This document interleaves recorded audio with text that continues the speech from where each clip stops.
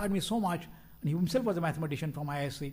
He also said that now we will develop models, we'll create this, we'll create that, how your mathematics can be useful. I said electronics has nothing to do with this on I never, and he inspired me. I remember at that time I would have not taken decision, but for he was so inspiring to attract me into that thing, and I took that decision to join Electronics Commission because that will be a national service or national contribution.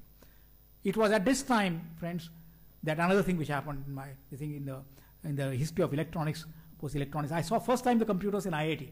This was the ICL 1909, and first analog computer when I was being postgraduate. First computer I saw, and people carrying all that big decks of punch cards and the kind of thing like that. And everybody used to laugh at them. At that time, the computer center people were most disregarded in the engineering department. These fellows don't know nothing, and that's why they do the computer programming or this kind of thing or processing. So computer center was not really regarded, but we had to do some models and programming. I wrote my first program, Fortran program, at that time to see that your program gets compiled itself is a big joy. That somebody gets a program is compiled, and then there's some cards are lost or their card reader is not, some punch tapes were there, all that kind of thing. So this was my first exposure. But one thing happened 1971 was that 71 the microprocessor was invented at Intel Labs. We didn't know that. Microprocessor was invented by Ted Hoff and team. You know that how invention occurred looking at the calculator chips. And this guy got the idea that why not to put a complete PDP computer, which was their mini computer so popular.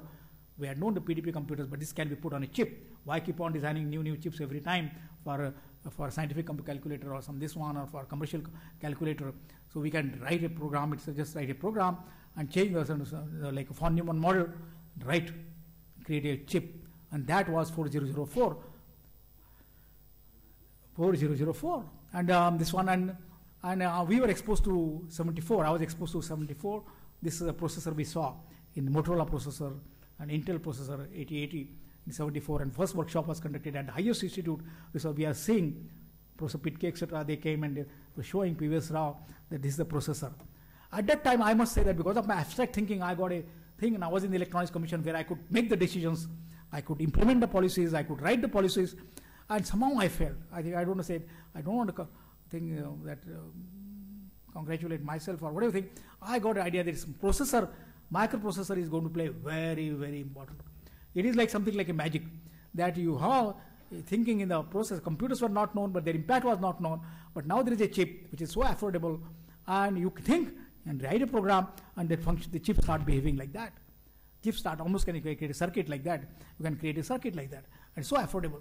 So I took one strong decision at that time because I was in a position, and my secretary agreed with me, that microprocessor education should be compulsory in all engineering colleges. We created a kit, first designed with some professors from IIT, then we worked together, and we said the first thing we'll do is that we made that as part of the electronics course, that a microprocessor course, and with this kit will be given to everybody.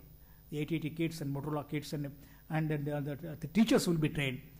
And that introduced microprocessors in a very wide way in the Indian engineering education. And they did play an extremely important role now. Today, all computers and everything, what is that is the thing. And it was a great thing, assembly language and all those things, machine language, assembly language, and all those things. So this happened. At that time, one decision which was presented to me was that our industries are so backward. I think there are no automation, there are no computers. Computers were just coming. But our industries was important, not office automation was important. Industries must be computerized. Our fertilizer plants, our power plants, our steel plants, which was there, Bocaro and all that, with their Russian instrumentation, Bhilai, they must be. So this challenge was given to me that let us put electronics and computers in our plants. But the problem was there were no computers. There was no foreign exchange. We could not import. There is no foreign exchange to import. A computer import at that time would take typically 3 to 5 years. You are indent for this because the foreign exchange has to be cleared by the government, and then all the customs clearance and all that thing. 5 years, 3 to 5 years something. So we decided that we will make those circuits. Chips were available and they were less costly, and we will write the software. So all young people like you would come, and we said, now let's build a data acquisition system. Let's build a programmable logic controllers. Let us build scanners. We build all kind of equipment we started building, and they started working. They all started working, and then we put those things. So this was another joy, that we could automate our plants. We could automate our plants based on those indigenously designed equipment, and you see that your thing is operating a blast furnace, a steel plant, a fertilizer plant, and you are working on that logic, and that was something like that. This was the thing which happened in the 80s. And this was the time actually National Informatics Centers, that NIC, the whole government informatics, networking, those ideas really started coming. In 71, and I think in around 80 time, there are so many things which are happening. Electronics was developing, and one thing which I have done, that we decided that Bhabha had created a thing that one day electronics will play a very, very important role. And he said that how is it?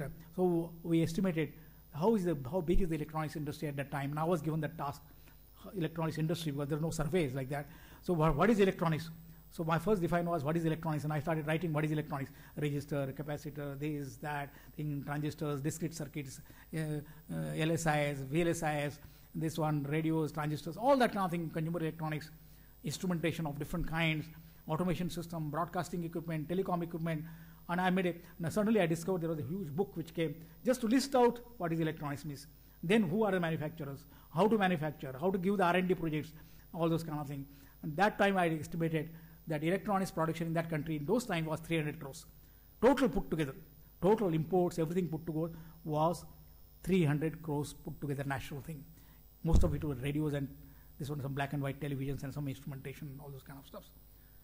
Never did I realize that one day, and today I want to tell that kind of thing which I often said from this platform, that this would come to be really the major server for our country, and one day this production would go what you call as IT. There was no term as IT until 80s, really. There was no term like information technology. So this will come, and it will become one day.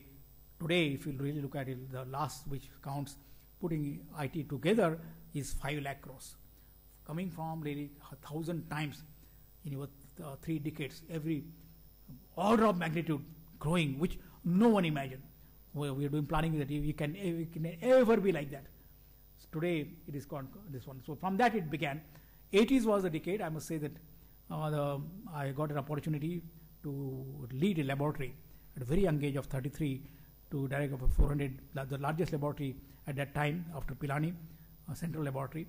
In Trivandrum I went, and this was a laboratory which I had to direct, and this was the time I got exposed to really building systems ourselves. I did that thing, I used to guide, but actually building by engineers, young people like you, just coming about Trivandrum Engineering College, some people like that kind of thing, and build processor-based systems.